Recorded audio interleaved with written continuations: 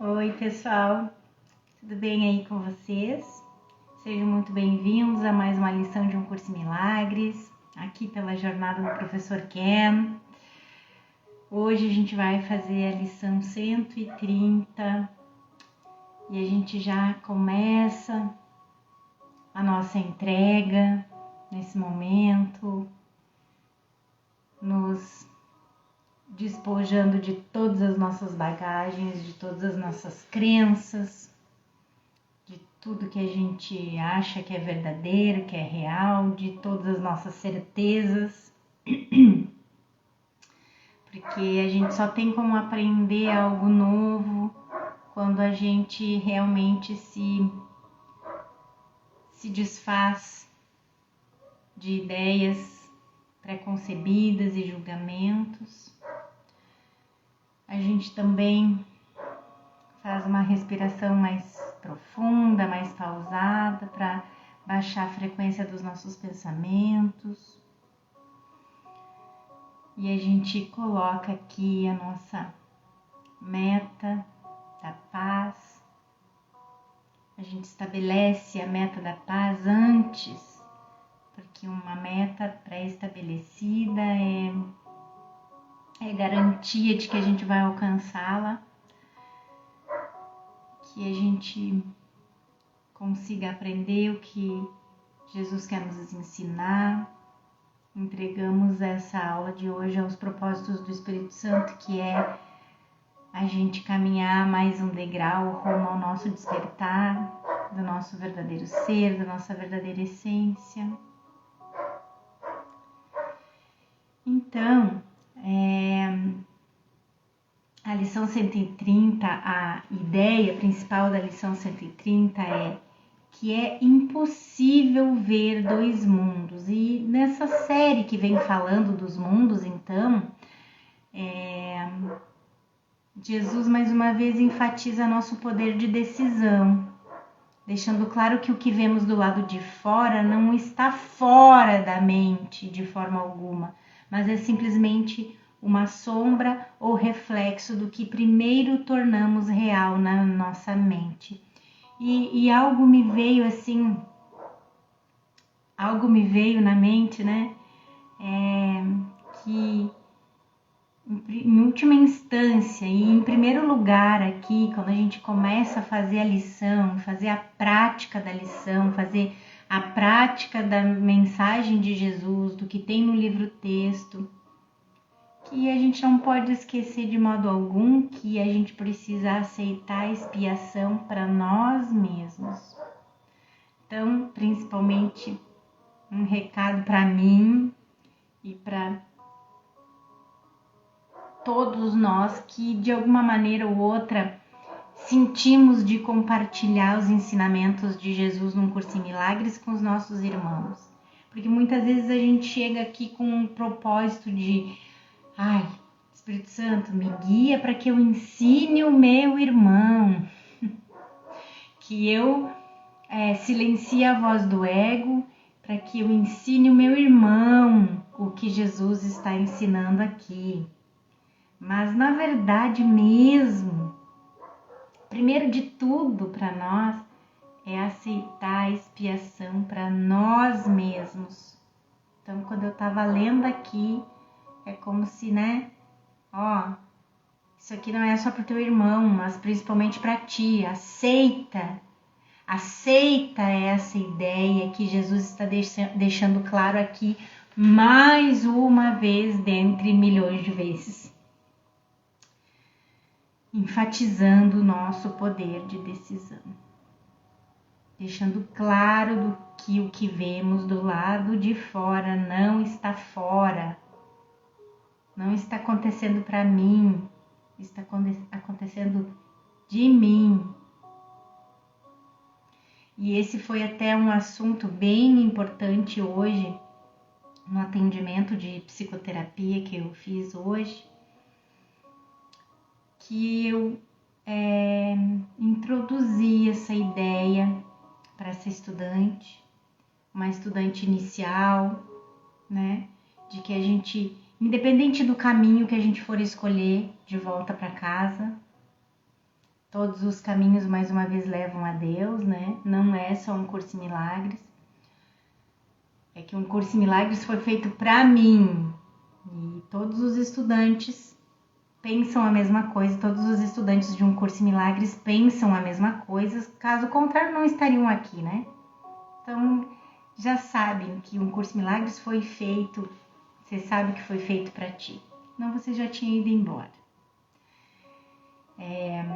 Então, introduzir essa ideia de que, independente do caminho, independente do curso, independente do meio de transporte que tu for voltar para cá, escolher para voltar para casa como o teu caminho de voltar para casa, você vai se deparar com essa verdade que Jesus nos mostra aqui.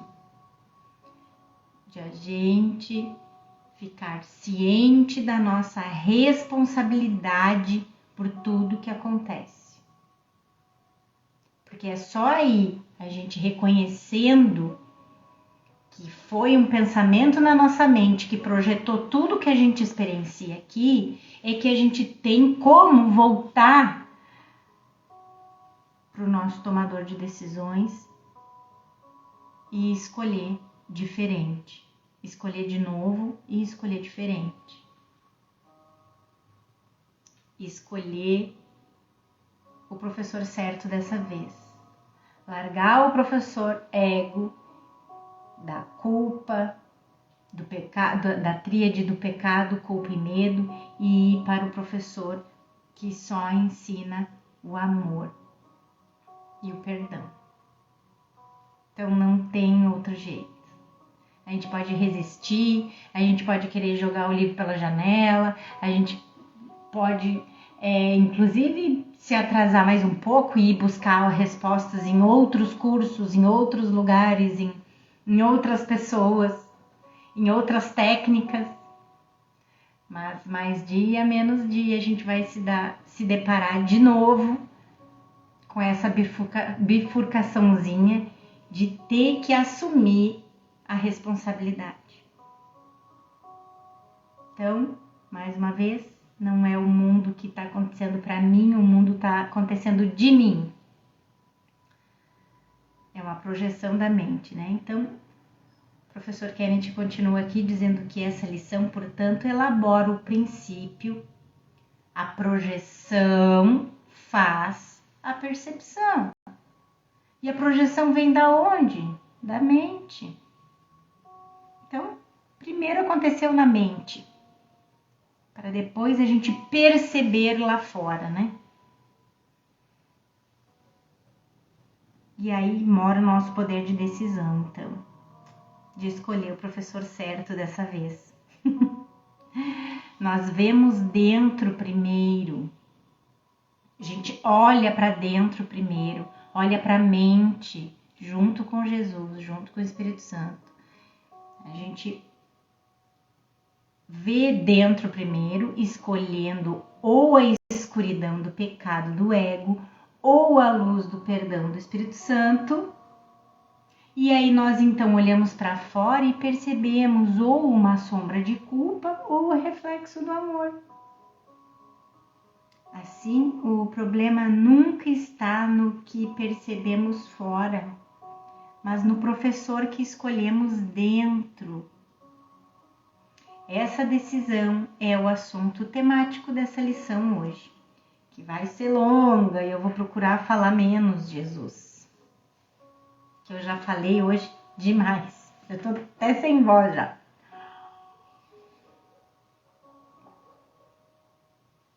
A percepção é consistente, a lição diz. O que vês reflete o teu pensamento. E o teu pensamento apenas reflete a tua escolha do que queres ver. Então, ou eu escolho Jesus, que vai me fazer ver o perdão, o amor. Eu escolho o Espírito Santo, o Jesus, para ver o amor e o perdão. Ou eu escolhi o ego para me mostrar escuridão, sofrimento, dor, pecado e culpa. Não é o que percebemos fora que é consistente, porque isso sempre muda, o professor Ken fala. O ponto de Jesus é o de que nossa percepção é consistente com nossos pensamentos, assim como é consistente com o professor que escolhemos. Nossa escolha do que queremos ver.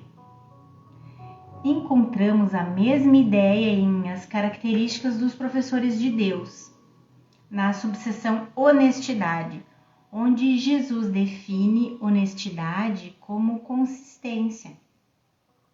O que fazemos ou dizemos é consistente com o que pensamos. Consistente, coerente, né? Assim, a honestidade não é definida pela forma, a verdade da forma de nossas palavras. Assim, a honestidade não é definida pela forma, a verdade da forma de nossas palavras, mas pela sua consistência com o conteúdo, o que tornamos real em nossas mentes. O amor de Jesus ou o ódio do ego.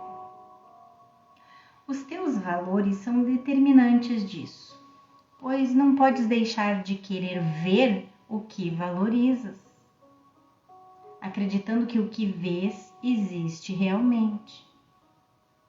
O que está sob nossos valores é valorizar nosso ser individual. Nós queremos provar que a separação de Deus é real e que nós existimos como indivíduos, como corpos, personalidade. Uma vez que esse é o nosso valor, nós escolhemos o ego como nosso professor. Lembre-se, no início, nós, como um filho, fomos apresentados a duas escolhas com relação à diminuta e louca ideia: vê-la através dos olhos do ego ou vê-la através dos olhos do Espírito Santo. Nós valorizamos nossa separação. Então, escolhemos a primeira opção, acreditar no ego. Ver a diminuta e louca ideia com os olhos do ego. A partir daí, escolhemos o sistema de pensamento de culpa e ódio do ego para proteger nossa existência. E isso fez surgir um universo perceptual da materialidade. Por outro lado, se escolhemos valorizar a perfeita unicidade do amor de Deus, escolhemos Jesus como nosso professor. E tudo vai mudar de acordo com isso. Quando essa mudança é total, estamos no mundo real. Ninguém pode ver um mundo ao qual a sua mente não tenha dado valor. Então, qual é o mundo que a gente vê? O mundo que a gente tem dado valor até aqui. O mundo visto com os olhos do ego. E ninguém pode falhar em contemplar aquilo que acredita querer. Se eu quiser separação, individualidade e especialismo, é isso que vou perceber no mundo. Mas eu preciso reconhecer que eu estou escolhendo isso, que o meu tomador de decisões está escolhendo pela separação, pela individualidade, pelo especialismo, e reconhecer ainda mais que isso não existe na mente do Filho de Deus. Pois o Filho de Deus é um com Deus. Não há separação, não há individualidade e não há especialismo.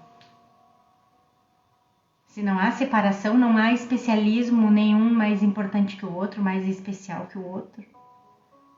Se eu quiser voltar para casa, voltar para a minha essência, para o meu verdadeiro ser e desaparecer no coração de Deus, quando olhar para o mundo lá fora, vou, em última instância, perceber que não existe nada lá fora. Essa é a experiência do mundo real. O lugar da verdade em nossas mentes, que está fora do sonho do mundo. Olhar para o sonho do lado de fora significa que eu não levo nada aqui a sério, porque sei que é ilusório. Eu entendo o propósito do sonho e, uma vez que não o compartilho mais, não compartilho mais a crença em sua realidade. O propósito do sonho qual é? Manter a crença na separação, na individualidade, no especialismo e no pecado, na culpa e no medo do professor ego, né? Manter a existência do ego. Você pode se lembrar dessa declaração do Sermão da Montanha. Pois onde está o vosso tesouro, lá também estará vosso coração. E que nós acreditamos. O que nós acreditamos, vemos. E ninguém pode falhar em contemplar aquilo que acredita querer. É por isso que Jesus coloca tal ênfase sobre o propósito em seu curso. Nosso propósito escolhido, baseado na crença, determina o que nós queremos. O que por seu lado determina o que vemos. Mais uma vez, então, a projeção do que queremos, do que acreditamos. Chega lá na tela e é o que a gente percebe. Mas quem pode realmente odiar e amar ao mesmo tempo? A gente acredita que sim. O amor do ego, ele cabe totalmente. Cabe totalmente amor e ódio juntos. A gente acredita que isso é totalmente possível. Lembre-se de que dissociação é um termo psicológico que descreve como mantemos dois pensamentos mutuamente excludentes ao mesmo tempo. E Jesus explica aqui nessa passagem do capítulo 14 o que é dissociação. Dissociação é um processo distorcido de pensamento pelo qual dois sistemas de crenças que não podem coexistir são mantidos. Mais uma vez, eu vou ler aqui para vocês a ideia principal da lição de hoje. É impossível ver dois mundos. Tá aí o que é a dissociação.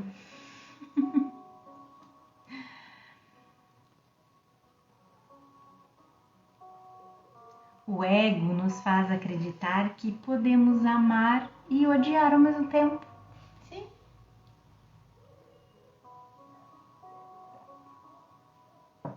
Olha o que a gente faz. Eu separo o amor em minha mente certa e o escondo numa repartiçãozinha, né?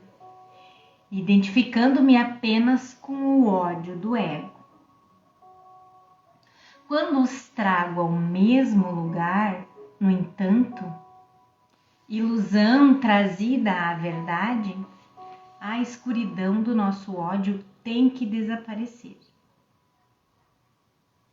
Mais uma passagem aqui do capítulo 14. Jesus diz: se são reunidos, a aceitação dos dois conjuntamente é impossível. Mas se um deles é mantido longe do outro, nas trevas, a sua separação parece manter ambos vivos e iguais em sua realidade. Então, assim a gente consegue manter amor e ódio juntos ao mesmo tempo e achar que a gente pode ter os dois. Desculpa, gente. Jesus fala aqui de nossa necessidade de fazermos uma escolha. Eu não posso escolher tanto o amor quanto o ódio. E esse é o medo do ego. Se nós escolhermos o amor, o ódio se vai. E com ele, o ser que foi concebido no ódio e nutrido pela culpa. A sua união vem a ser, assim, a fonte do medo. Pois se eles se encontram, é preciso retirar a aceitação de um dos dois. Não pode ser ambos, pois um nega o outro. Mantidos à parte, esse fato não é visto, pois pode-se dotar cada um com uma crença sólida se estão em locais separados. Porque a luz do amor não mostra que o ódio é ilusório. Eles estão separados, um em cada lugar. Reúna-os, e o fato da sua completa incompatibilidade fica instantaneamente evidente. Um deles irá embora porque o outro está sendo visto no mesmo lugar. Assim escolhemos viver na escuridão do ódio e julgamento, medo e culpa. Dessa forma, o ser individual e especial tem existência garantida, preservado pelas sombras corporais de separação e protegido da luz do perdão, à custa da nossa unicidade viva. Aqui essa passagem do capítulo 26 que diz: o mundo que vês é baseado no sacrifício da unicidade. É um retrato da desunião completa e da total falta de encontro. Em torno de cada entidade é construída uma muralha aparentemente tão sólida que se tem a impressão de que o que se encontra do lado de dentro nunca poderá alcançar o que está do lado de fora, e o que está fora jamais poderá alcançar e se unir ao que está trancado lá dentro. Cada parte tem que sacrificar a outra para manter-se completa, pois se elas se unissem, cada uma perderia a sua própria identidade, e os seus seres são preservados através da sua separação. Jesus continua explicando esse estranho sistema de pensamento de medo que luta para manter seu ser individual intacto, separado do nosso ser. Então Jesus pergunta: quem pode desejar o que não quer que tenha realidade? Então eu não quero que algo seja verdadeiro, eu não quero que isso seja verdade. Então eu não vou desejar isso, né? E quem pode escolher ver um mundo do qual tenha medo? Se eu temo o mundo real porque ele ameaça a minha individualidade, não vou vê-lo, pois vejo apenas o que o ego programou meus olhos, para o que o meu ego programou meus olhos, ouvidos e cérebro para verem, tornar real e entender. Temos medo do amor de Jesus porque ele prova que nosso especialismo é uma mentira. Então, vemos apenas o especialismo dos interesses separados. A projeção faz a percepção. É o princípio que está sob nossa compreensão das experiências aparentemente reais em um mundo perceptual. O medo necessariamente cega, diz Jesus, pois essa é a sua arma. Aquilo que tens medo de ver, tu não podes ver. Assim, o amor e a percepção vão de mãos dadas, mas o medo obscurece o que existe com a escuridão. O amor de Deus está em minha mente, representado pelo princípio de expiação do Espírito Santo. O ego está com medo de que eu escolha o Espírito Santo como meu professor. E então ele mantém o amor oculto, mantendo-o na escuridão com a individualidade e a culpa como sua cobertura. O ego me ensina que eu deveria ter medo da minha culpa, seu inteligente subterfúgio. No entanto, eu realmente tenho medo de escolher o amor, e assim o medo me deixa cego. Tipicamente, num curso em milagres, a culpa é descrita como um agente que cega. Essa passagem é do capítulo 13. A culpa te cega, pois enquanto vires uma única mancha de culpa dentro de ti, não verás a luz. E ao projetá-la, o mundo parece ser escuro e estar amortalhado na tua culpa. Jogas um véu escuro sobre ele e não podes vê-lo, porque não podes olhar para dentro. Assim, a culpa e o medo nos dizem para não olharmos para dentro, pois se o fizermos, veríamos nossa pecaminosidade. Essa é a historinha do ego, né? Então a gente, com medo, nem olha. Nós olhamos apenas para fora, em autopreservação. É isso, olhar só para fora preserva nosso individualismo, né? A nossa separação e o nosso especialismo. E inevitavelmente percebemos um mundo que é real para nós. Na verdade, no entanto, se tivéssemos olhado para dentro, iríamos perceber que não há nada lá fora, literalmente. A próxima passagem é talvez a expressão mais clara num curso em milagres sobre a razão do ego para nos manter sem mente em um estado corporal de medo. Suas razões são realmente sem fundamento, pois não existe nada dentro da mente que possa nos ferir. Na verdade, não existe nada dentro da mente, exceto a luz do amor do céu.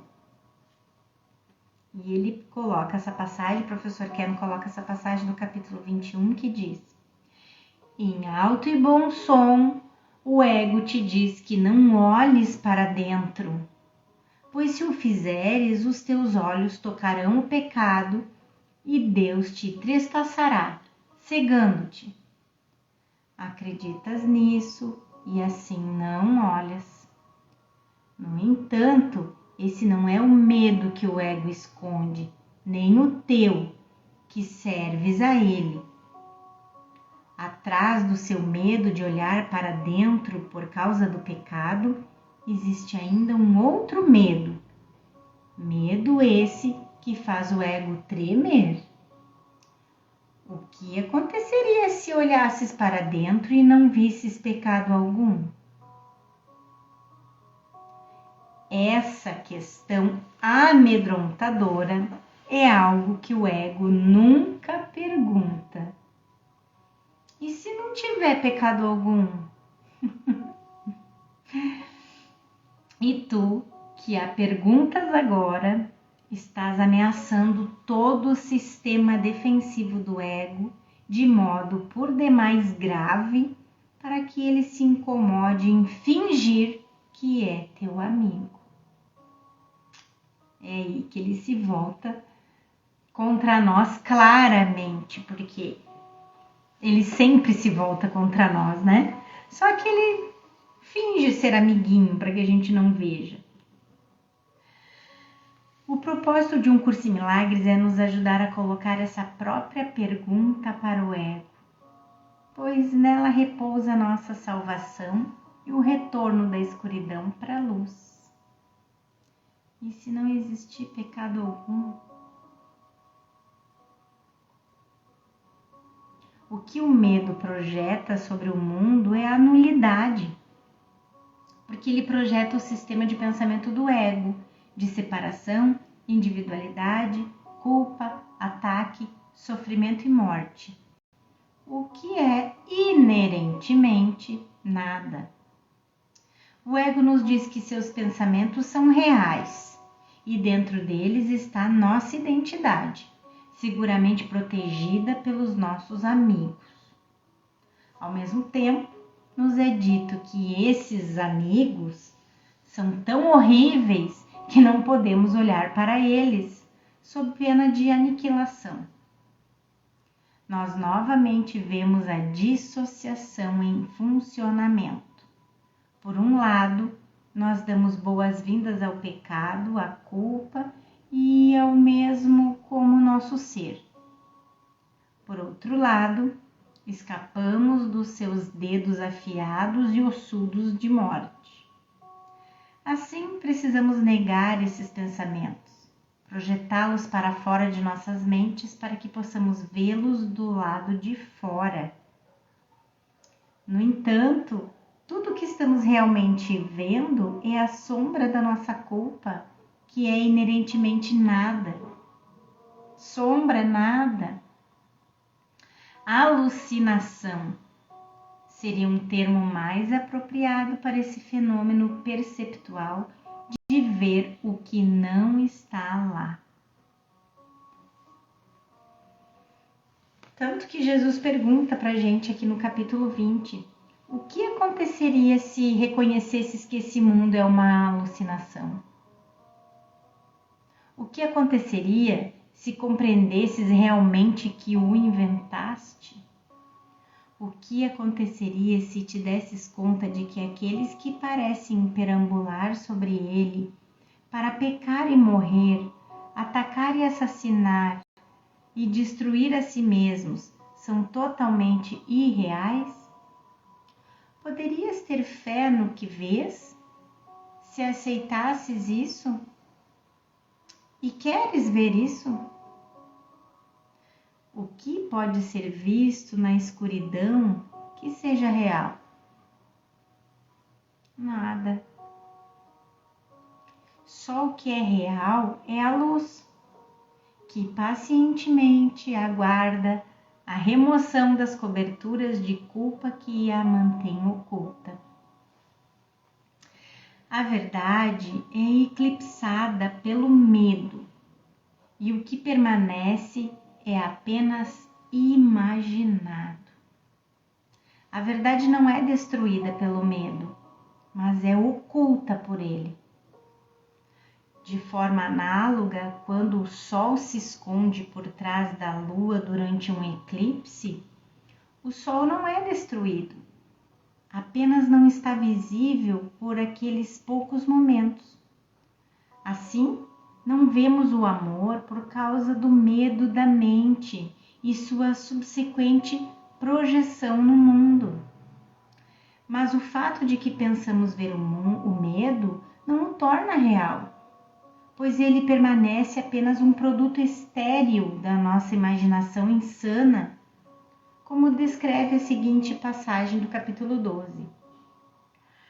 Quando fizeste com que fosse visível o que não é verdadeiro, o que é verdadeiro veio a ser invisível para ti. No entanto, não pode ser invisível em si mesmo, pois o Espírito Santo o vê com perfeita clareza. É invisível para ti porque estás olhando para uma outra coisa. No entanto, não cabe a ti decidir o que é visível e o que é invisível, como não cabe a ti decidir o que é a realidade. O que pode ser visto é o que o Espírito Santo vê. A definição da realidade é de Deus e não tua. É apenas a arrogância do ego que faz com que ele acredite que algo está lá simplesmente porque ele o vê, né? Entre aspas, esse ver. É apenas nossa insanidade que nos capacita a acreditar no que o ego nos diz ser a nossa realidade. Como já vimos nessa passagem do capítulo 20, que diz: não perguntes a esse estranho transeunte quem sou eu.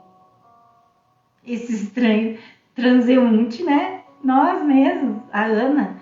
Não pergunte para Ana quem tu é. Ele é a única coisa em todo o universo que não sabe. Ana não sabe quem tu é. No entanto, é a ele que perguntas e é a sua resposta que queres te ajustar.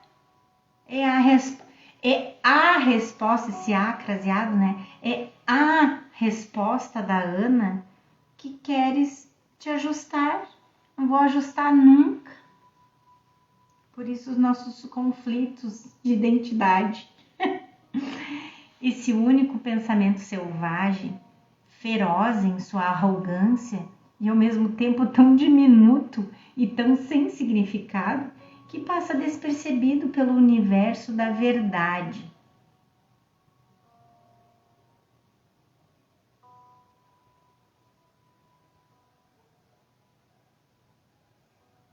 E ele que está sendo nosso guia.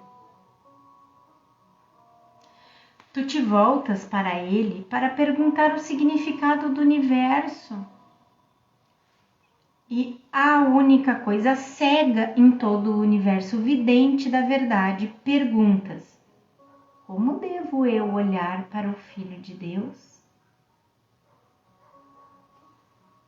Então eu pergunto para Ana como eu devo olhar para o Filho de Deus. No entanto, apesar dos nossos medos e realidade imaginada, a verdade permanece seguramente dentro de nós, esperando o retorno da nossa sanidade. Mas o que pode ser real nas cegas imaginações nascidas do pânico?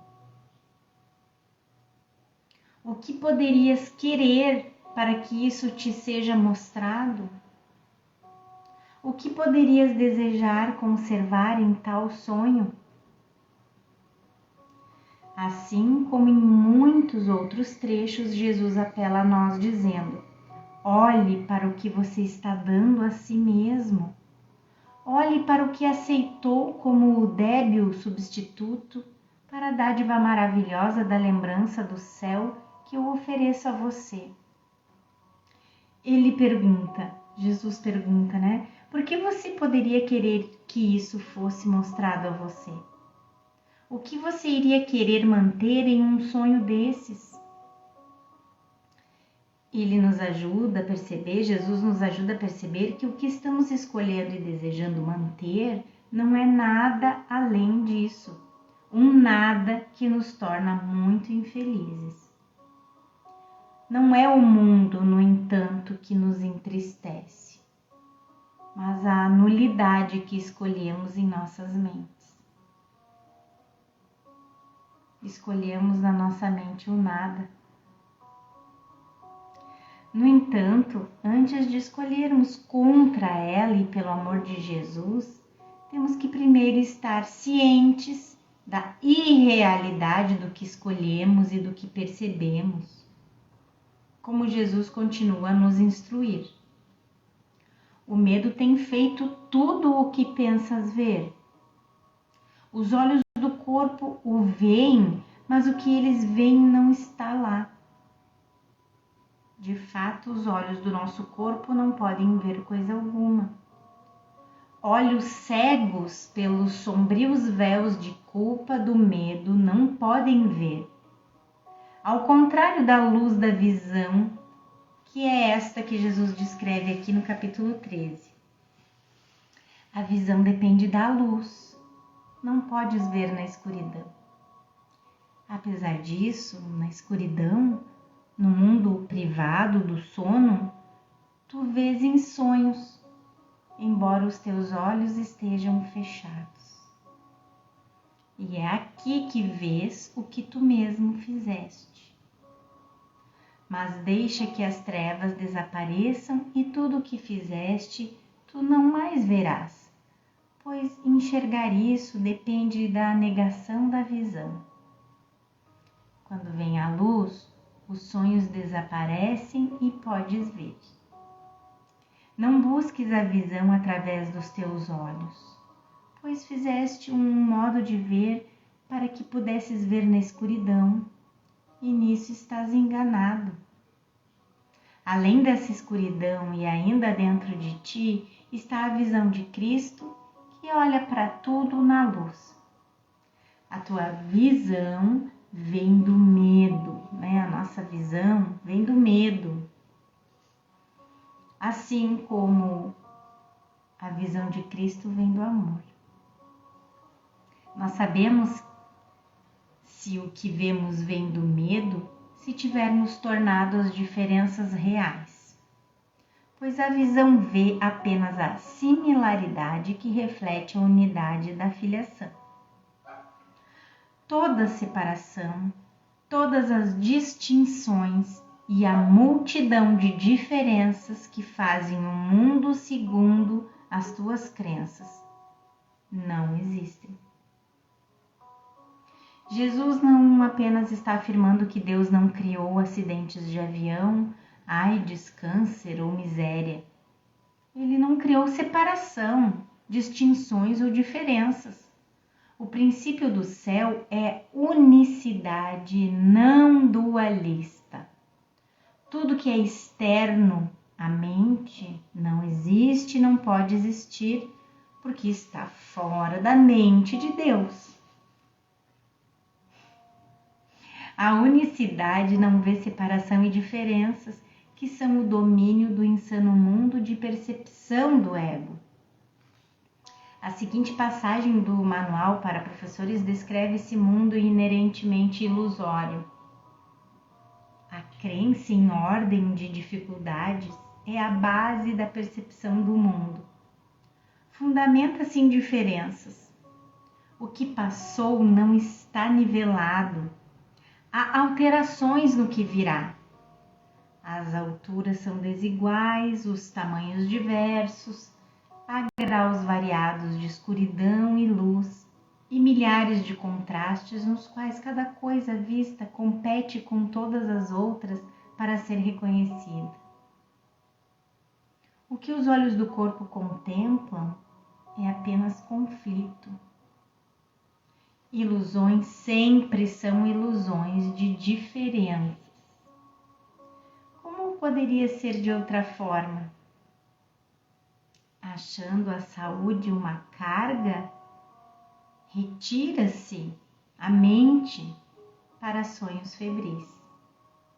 E nesses sonhos, a mente está separada, diferente de outras mentes, com interesses próprios, diferentes, e é capaz de gratificar as suas necessidades às custas dos outros.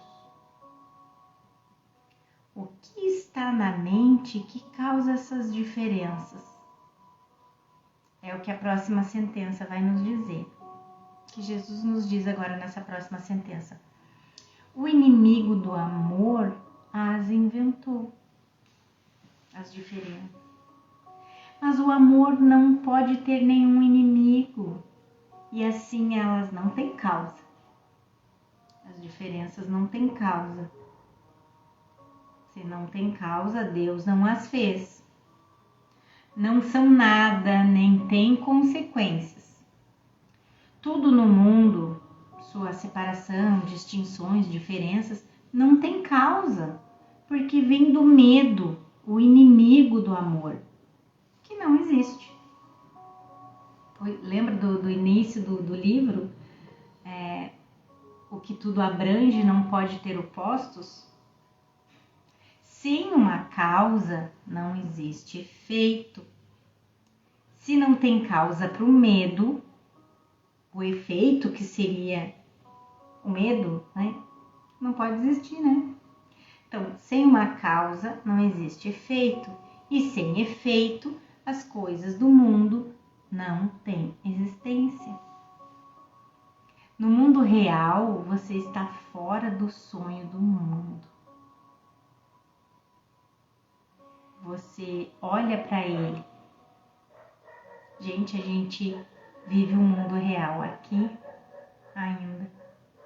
Depois da ponte, mas ainda aqui. Só que no mundo real você está fora do sonho do mundo. Você olha para ele, dor, sofrimento e morte, mas estando além dele, você sabe que o que vê não é real. A causa do mundo é um pensamento que já foi desfeito. De fato, ele nunca existiu. E se não há causa, o que você observa não é nada e nem tem consequências. Podem ser valorizadas, né?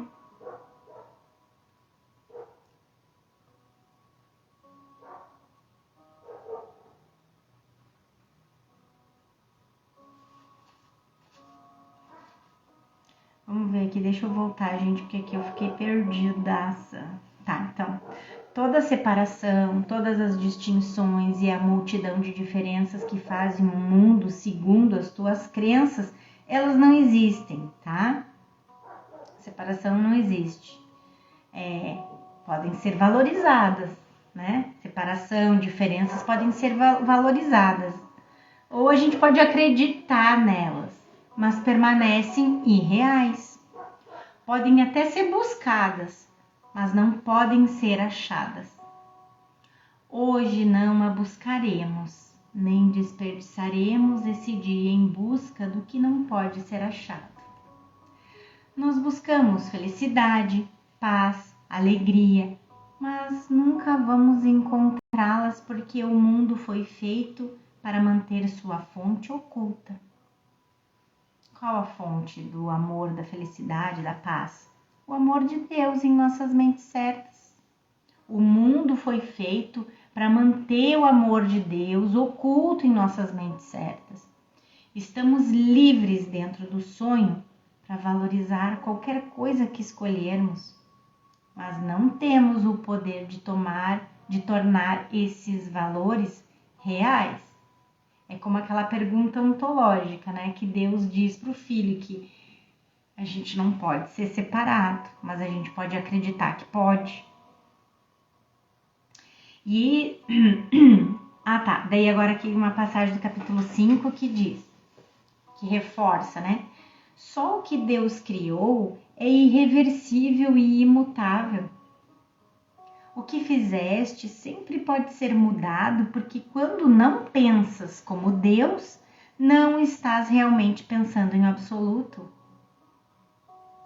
Ideias delusórias não são pensamentos reais, muito embora possas acreditar nelas. Mas estás errado. A função do pensamento vem de Deus e está em Deus. Como parte do seu pensamento, como parte do pensamento de Deus, não podes pensar a parte dele.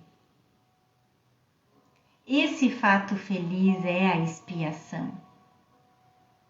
Outra clara afirmação se segue do poder de escolha da mente. É impossível ver dois mundos que não coincidem de modo algum. Busca um deles, o outro desaparece. Mas um permanece. Eles constituem o raio de escolha, além do qual a tua decisão não pode ir. Só há o real e o irreal entre os quais escolher, e nada mais. Então, é o nosso livre-arbítrio ainda, né? A gente pode escolher pela verdade ou pela ilusão. E um Curso em Milagres nos ajuda, então, a reconhecer que a gente tem como escolher a verdade. Essa é a lei da mente dividida. O tomador de decisões precisa escolher entre o ego e o Espírito Santo. Ele não pode escolher ambos, nem não escolher nenhum. Um ou outro sempre tem que ser escolhido. E aqui nessa passagem do capítulo 30, Jesus nos diz: não és capaz de tomar decisões por si mesmo. A única questão realmente é: com que ajuda escolhes tomá-las? Com que ajuda quer tomar as tuas decisões, né? A primeira regra, então, não é a coerção, mas uma simples declaração de um simples fato. Não tomarás decisões por conta própria, seja o que for que venhas a decidir, pois elas são tomadas com ídolos ou com Deus. E pedes ajuda ao anticristo ou a Cristo. E aqueles que escolheres unir-se-á a ti e te dirá o que fazer. Então, a Aninha aqui, essa individualidade, esse ser separado, individual, sozinho, especial, é uma marionete nas mãos do ego, né? E isso tá inconsciente, né, gente? Como eu tava dizendo, né? Quantas vezes a gente diz assim, não sei, quando vi já tinha dito. E agora azar, quando vi já tinha feito. Né? A gente abre mão do nosso poder de escolha. E o nosso livre-arbítrio único é esse, aqui dentro do sonho. Aqui dentro do sonho, não somos capazes de tomar decisões por nós mesmos. Essa é a realidade. Aqui no sonho somos marionetes, sim. Então, a gente escolhe a quem a gente vai se unir e isso vai depender dos nossos pensamentos, das nossas escolhas, decisões e comportamentos, em última instância também, né? Então, esse parágrafo da lição reflete essa mesma ideia. Nós escolhemos entre a verdade e a ilusão, o real e o irreal. Uma vez tendo visto o conflito desses dois mundos, a solução é fácil e simples. A saída do conflito, capítulo 6. A saída do conflito entre dois sistemas de pensamento que se opõem está claramente em escolher um e abandonar o outro. Se tu te identificas com o teu sistema de pensamento e não podes escapar disso, e se aceitas dois sistemas de pensamento que estão em completo desacordo, é impossível ter a mente em paz. Se ensinas ambos, coisa que certamente farás, Jesus sabe, né, dos nossos fracos aqui. Na medida em que aceitas ambos, estás ensinando o conflito e aprendendo. Porque o que a gente ensina, a gente aprende. Então não pode haver conflito entre sanidade e insanidade. Só uma é verdadeira e, portanto, só uma é real. Hoje tentaremos não fazer transigências, onde nenhuma é possível. Então, a transigência do ego, como vamos ver perto do final da lição, traz um pouco do inferno ao céu, ou vice-versa. É a tentativa de trazer Deus ao mundo, né? Então, Jesus diz que hoje tentaremos não fazer transigências onde nenhuma é possível, não tentar trazer Deus para dentro do sonho. Isso aí a gente já viu também.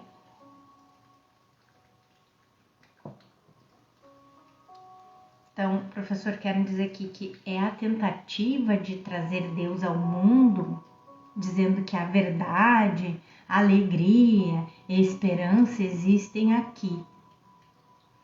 Isso torna um mundo real, comprometendo a realidade não dualista do céu, que não contém separação, distinções ou diferenças.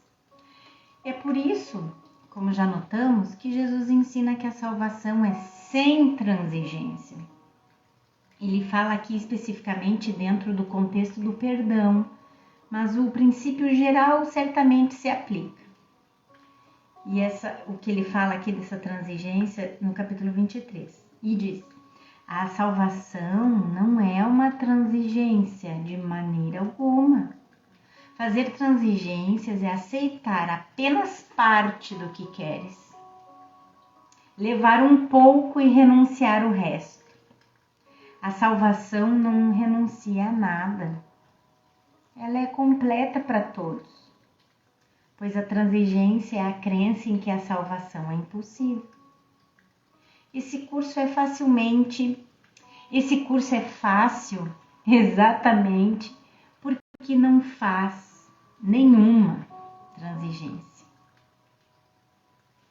Quando nós acreditamos que algo aqui tem valor, ou quando esperamos um resultado mais brilhante, ainda que seja algo tão nobre quanto a paz mundial, por exemplo, ou tão puro quanto a saúde e felicidade da família, estamos tentando efetivar essa transigência, trazendo realidade para o mundo, né?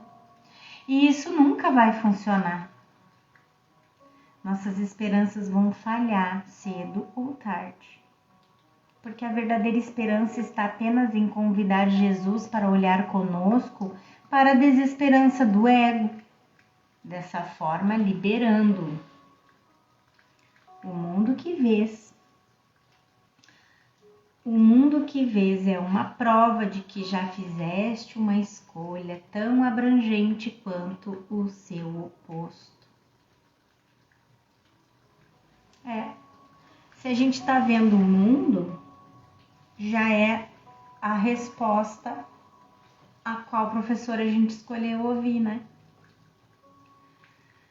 O que queremos aprender hoje é mais do que apenas a lição de que não podes ver dois mundos.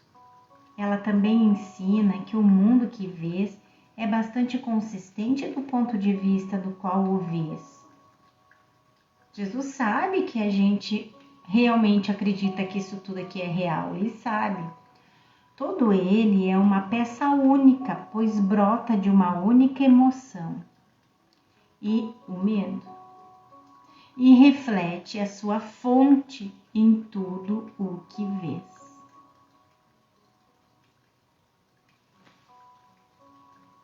Que cacaca a gente pensa que fez, né? Minha Nossa Senhora! Jesus está refletindo o princípio: ideias não deixam sua fonte. Mais uma vez.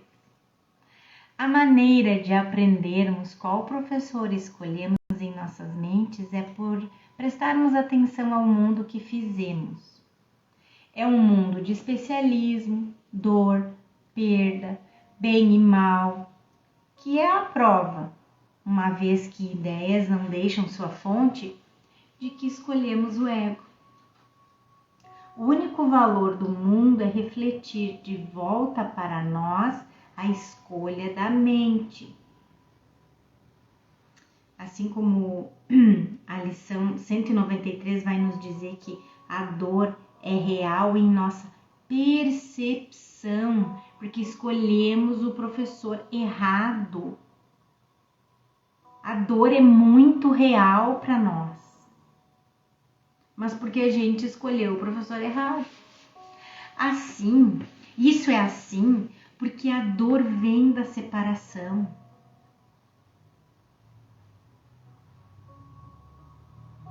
E que uma coisa leva a outra, que leva a outra, que leva a outra. Vem da crença na separação. Então a gente acredita na dor. E a gente acredita e aí vem toda a lista. E a gente acredita em distinções e diferenças. Isso tudo pelo fato de nós termos tornado o corpo real. A lição não é apenas que não podemos ver dois mundos, mas que o mundo que vemos é consistente com o professor que escolhemos em nossas mentes. Mais uma vez, ideias não deixam sua fonte. Tendo entendido isso, o mundo pode servir a um propósito diferente. Então, Jesus já pede aqui para a gente fazer a prática por 6 vezes. Em agradecimento e gratidão, damos com contentamento 5 minutos ao pensamento que põe fim a toda transigência e toda dúvida, e vamos além de todas elas como se fossem uma só. Nossa gratidão não é pela dor e sofrimento, mas pelo professor dentro de nossas mentes, que nos ajuda a entender de onde eles vieram. Quaisquer que sejam as circunstâncias em nossas vidas, somos gratos por causa das lições que podemos aprender de nosso professor. Sob a orientação gentil de Jesus, chegamos a ver que cada situação, não importando o quanto seja diferente em forma, contém a única lição que vai nos salvar da nossa dor. E por essa oportunidade de sermos curados, nós alegremente damos graças. Percebam que Jesus ainda está falando sobre os 30 minutos. Que nas lições anteriores eram 10 minutos, 3 vezes ao dia, agora são 5 minutos, 6 vezes ao dia. Seu propósito é nos tornar cada vez mais atentos e que pensemos na lição com a maior frequência possível, cada vez maior. E é tentador, uma vez que deixamos nossos lares pela manhã, entramos no mundo e esquecermos de tudo mais. Ele parece tão premente. Não faremos 1000 distinções sem significado. Peraí, gente, o professor Ken colocou uma passagem aqui que vamos ler. Né? Ele quer citar Wordsworth. Deve ser uma pessoa, né? Que diz que o mundo é demais para nós. E se nós dermos com contentamento 5 minutos ao pensamento que põe fim a toda transigência e toda dúvida, e vamos além de todas elas como se fosse uma só, vamos perceber que todos os problemas no mundo são apenas um só. E esse reconhecimento nos permite escolher sua única solução. Mais uma vez, o problema é escolher o ego. A solução é escolher o Espírito Santo. É um problema, é uma solução. Não faremos 1000 distinções sem significado, nem tentaremos trazer conosco uma pequena parte da irrealidade ao dedicarmos as nossas mentes a achar apenas o que é real. Distinções tais como: isso é uma coisa boa que aconteceu comigo hoje, essa é uma coisa ruim, essa é uma boa pessoa com a qual estou, essa é uma pessoa má. Então, nascem do medo do ego. Em vez disso, queremos aprender que tudo é o mesmo, porque temos um professor que interpreta os filhos de Deus, sem exceção, como compartilhando o conteúdo comum da necessidade de perdão. Esse desejo de ver um único conteúdo dentro da ilusão abre caminho para encontrarmos a única coisa que é real, a unicidade do ser, o Cristo que Deus criou em unidade com Ele.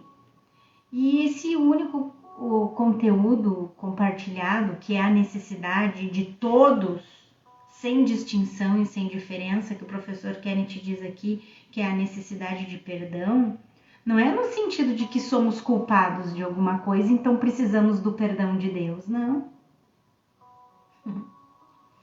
É nos perdoarmos por a gente acreditar que a gente se separou de Deus. Porque daí dessa culpa que a gente precisa se perdoar, porque isso não aconteceu, a gente não separou de Deus, a gente não destruiu o céu, a gente não fugiu de casa, a gente não traiu Deus, nada disso. Porque como a gente deu sequência a essa insana e louca ideia, o ego deu sequência porque a gente deu poder para ele, a gente escolheu acreditar nele, ele seguiu a novelinha. Então, a gente continua criando mais e mais, fazendo mais e mais situações para a gente sentir culpa na mente, na verdade, projetar a culpa da mente no mundo, experienciar tudo que é forma de culpa, mas nunca voltar para a mente para descobrir qual é a culpa ontológica que a gente acredita que tem. Não sei se me fiz entender aí, gente, mas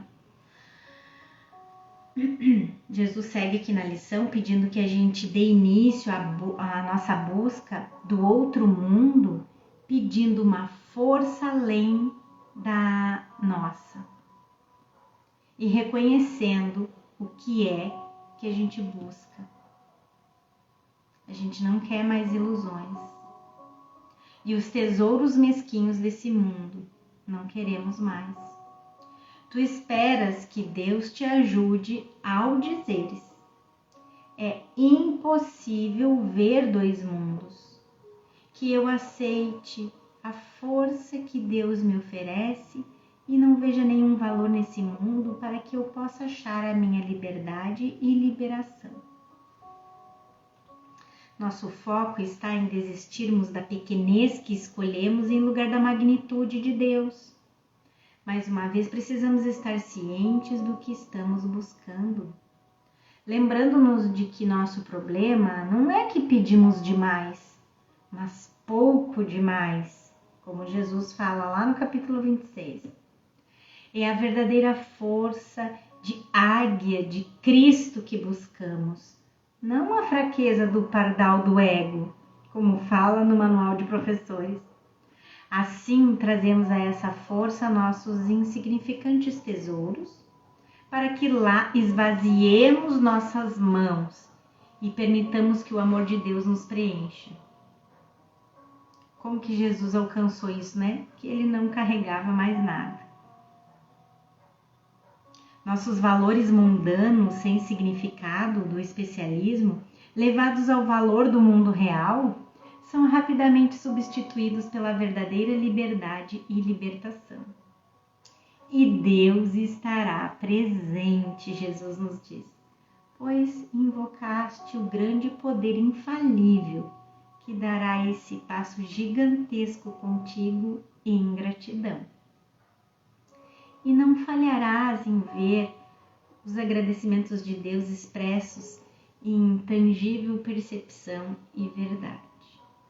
Então, a percepção da verdade vai ser expresso para nós muito tangivelmente,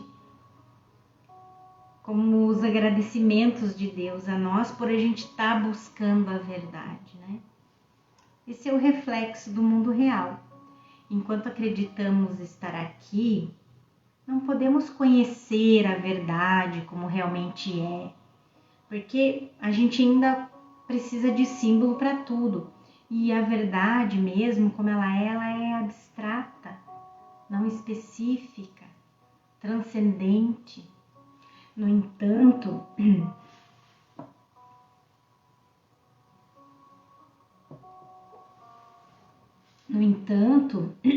podemos perceber o reflexo da verdade na forma de perdão. O perdão verdadeiro, gente, não o perdão do mundo. Isso é ver os interesses de outros como os nossos próprios. O reflexo em si não é santo, pois a santidade pertence apenas ao que ele simboliza.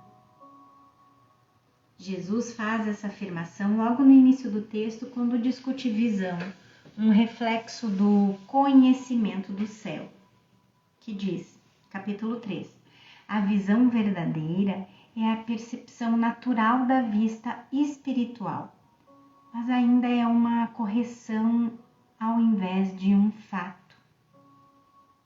Então, a correção da nossa percepção equivocada, ainda recém vai ser uma correção. A vista espiritual é simbólica por enquanto, né? E, portanto, não é um instrumento para o conhecimento. Conhecimento é só quando a gente voltar à nossa consciência de céu, nossa ciência do céu. Contudo, ainda é um meio de percepção certa que atrasa o domínio próprio do milagre. Uma visão de Deus seria mais um milagre do que uma revelação. O fato de que a percepção esteja envolvida nisso, de qualquer maneira, remove a experiência da esfera do conhecimento. É por isso que as visões, por mais santas que sejam, não duram. Assim, queremos manter em mente que no final é Deus e seu amor que queremos, não as formas específicas nas quais eles estão refletidos. Jesus enfatiza esse ponto nesse próximo parágrafo que diz: não duvidarás daquilo que contemplares, pois embora seja percepção, não é do tipo que os teus olhos jamais tenham visto antes por si mesmos. E saberás que a força de Deus te amparou quando fizeste essa escolha. E em outro trecho, isso é chamado de visão de Cristo, a visão que vem quando pedimos ajuda a Jesus para olharmos para o mundo de forma diferente. E vem, gente, peçam para Jesus, para olhar para o mundo, para a situação, para o irmão, para si mesmo de forma diferente, porque a visão vem. É muitos testemunhos de muitos estudantes de muitos anos. Se não tivesse esses testemunhos, o Curso em Milagres só ia ser mais um curso que todo mundo passou e deixou para trás. Mas não é o que eu vejo nos estudantes que aqui chegam e aqui ficam.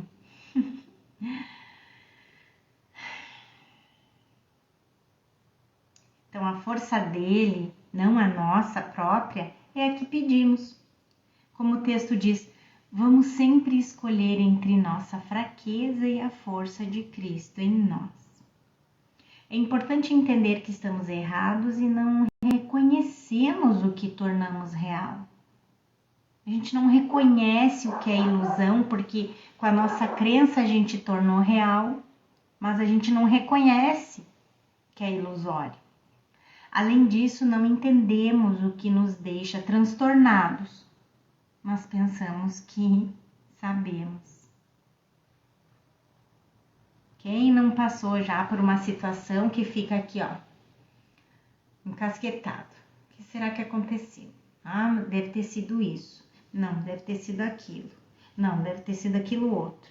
Aí finge que vai deixar isso pra lá, porque isso aí também, não quero nem saber, não quero me estressar, tá? Quero paz. Quando se vê, tá pensando de novo. Ah, já sei, só pode ter sido tal coisa. Porque a gente pensa que sabe por que a gente tá transtornado. E pode saber que não é nada daquilo que tu pensou que fosse, né? No entanto, o fato de pensarmos que sabemos e colocarmos a culpa pelo nosso transtorno em algo externo nos diz que não sabemos nada. Assim, nós, humildemente, precisamos pedir a força real interior, capacitando-nos a olhar de forma diferente para o que estava nos aborrecendo. Então, Jesus, me ajude a olhar de forma diferente para isso que está me transtornando, né? Me ajuda a ver de forma diferente isso que está me transtornando, mas não tentando orientar a orientação do Espírito Santo. Que eu quero ver a verdade ali. Jesus, me ajuda a ver a verdade nisso e ali, ó, por trás disso tudo, do meu pedido de ajuda, eu tô querendo achar alguma coisa que prove a culpa lá fora, a culpa no irmão, a culpa numa situação, a culpa fora, qualquer outro lugar que não seja eu. É ou não é? Dessa forma, então a gente pede para Jesus, né, a força interior de Jesus para nos capacitar a olhar de forma diferente porque estava nos aborrecendo. Dessa forma, a visão, ainda dentro do reino da percepção, estabelece o cenário para a transformação em conhecimento. Que pode não ser hoje, não pode ser amanhã, que pode não tomar a forma que você estava esperando, mas de alguma maneira tudo vai ser transformado. Jesus pede então que hoje a gente descarte a tentação com facilidade toda vez que ela surgir, simplesmente lembrando-te dos limites da tua escolha. Então vou voltar lá. Então, não duvidarás daquilo que contemplares, pois embora seja a percepção, não é do tipo que os teus olhos jamais tenham visto antes por si mesmos. Porque a gente pede para ver, né? Pede a verdadeira visão de Cristo, né? E saberemos então que a força de Deus te amparou quando fizeste escolha pela visão de Cristo, né? Então hoje descarta a tentação com facilidade toda vez que ela surgir, simplesmente lembrando-te dos limites da tua escolha. Nós, mais uma vez, somos solicitados a ser atentos em relação a qualquer coisa em nossos mundos pessoais que possa nos tentar esquecer o que sabemos ser a verdade. Sempre mantenha em mente essa significativa sentença do texto, do capítulo 22. Nada cega tanto quanto a percepção da forma. Então, é aquele nosso aparato sensório que nos cega. Pedir ajuda a Jesus significa querer ir além da forma do especialismo. Além do que eu ouvi, do que eu vi. Então, eu quero ir além da forma do especialismo para ser o pensamento em nossas mentes, para os pensamentos de Jesus em nossas mentes. É isso que a sentença já mencionada significa nessa seção final do texto do capítulo 31. A tentação tem uma lição a ensinar em todas as suas formas.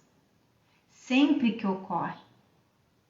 Ela quer persuadir o Santo Filho de Deus de que ele é um corpo, nascido no que tem que morrer, incapaz de escapar à sua fragilidade e limitado ao que o corpo ordena que ele sinta.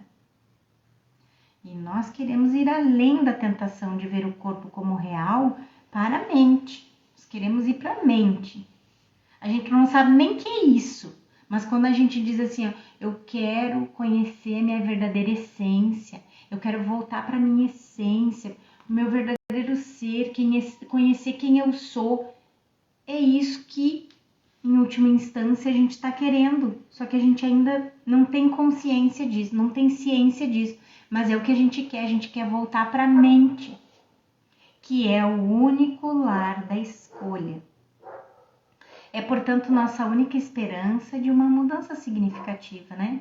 Como diz a minha professora lá, é a única esperança na verdade, ir consertar o vazamento lá na torneira e parar de ficar querendo consertar as coisas secando o chão só secando o chão e a torneira lá vazando. Então, a única esperança de uma mudança significativa é a gente voltar para a mente, que é o único lugar da escolha. O mundo real é, portanto, alcançado não pelos atos, mas por uma simples mudança na mente, não no comportamento, na mente, conforme mudamos da culpa para a santidade, do irreal para o real, do falso para o verdadeiro. Como Jesus diz agora, em mais um parágrafo da lição.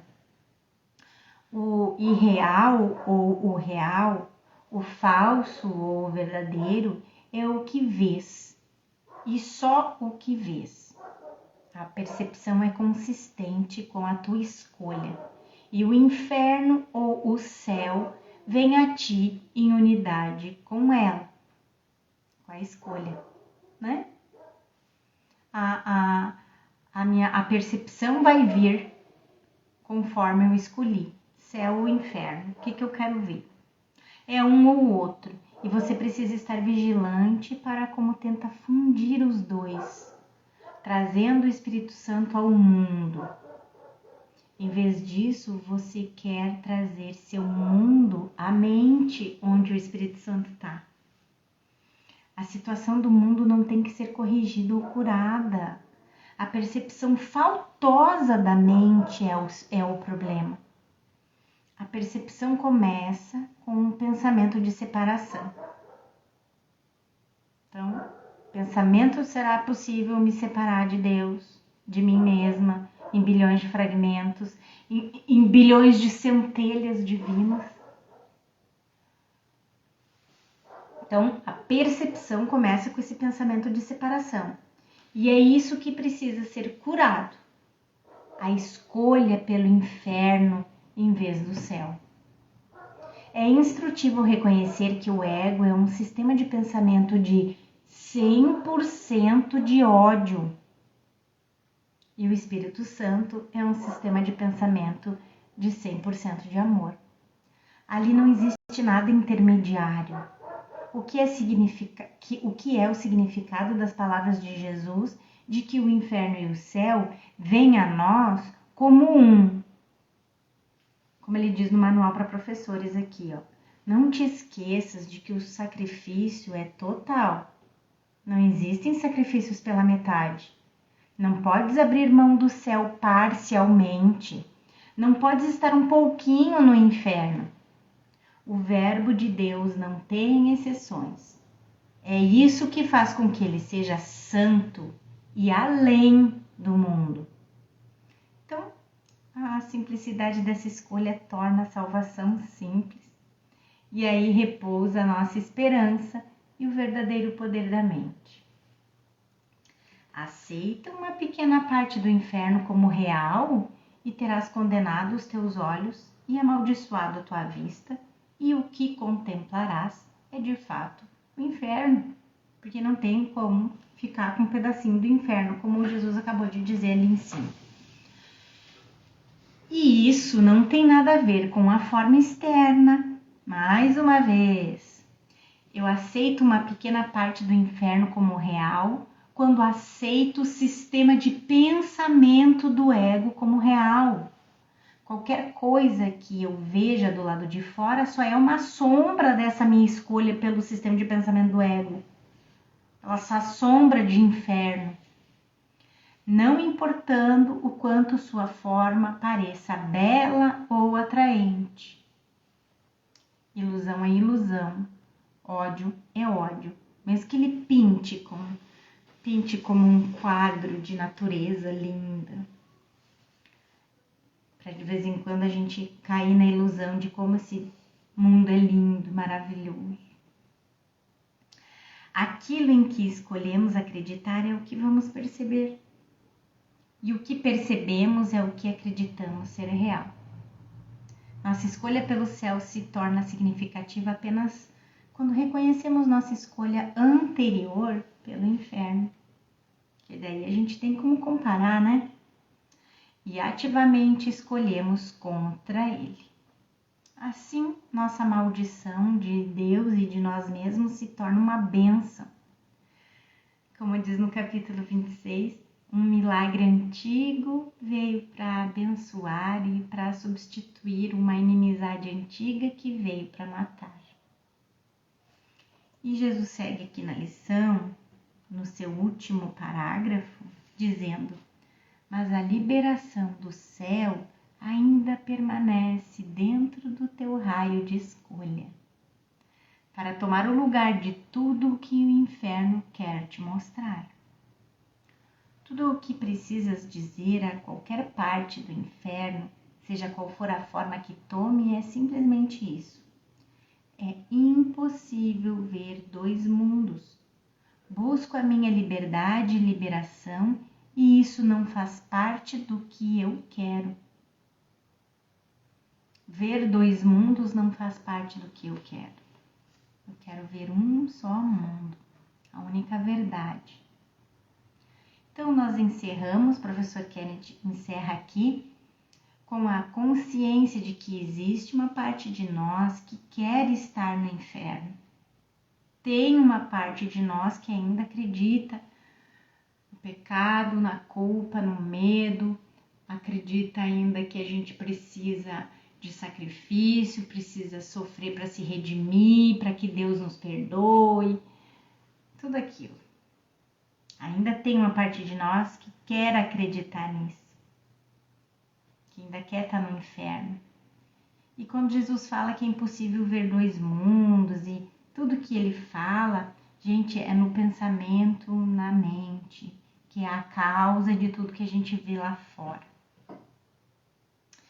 E esse desejo dessa parte de nós que ainda quer estar no inferno, esse desejo que nos torna infelizes, não o que qualquer um diga ou faça.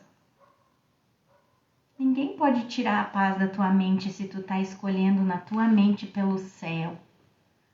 Se a gente está infeliz é porque a gente está escolhendo estar no inferno, a gente está escolhendo estar infeliz, a gente está escolhendo sofrer com qualquer coisa que alguém nos diga ou nos faça. Então não foi alguém que tirou nossa paz, foi a gente que escolheu abrir mão da paz. Independente de quem interagiu com a gente, do que aconteceu no dia. Se nós formos realmente sérios sobre querermos a paz de Deus, vamos ser sérios sobre olhar para o inferno pessoal que nutrimos e trazemos ao nosso mundo. Felizmente, podemos sempre escolher outra vez. E nessa escolha, nós e a filiação somos liberados. Maravilhosa lição mais uma vez, essa lição 130. Fechou nessa sessão de lições que fala dos dois mundos, do poder de escolha. Então, meus amores, gratidão por estarem comigo até aqui, por a gente praticar juntos, por eu estar tendo essa oportunidade de ensinar para aprender. Fiquem com Deus, pratiquem bastante e a gente se vê amanhã. Beijo, tchau!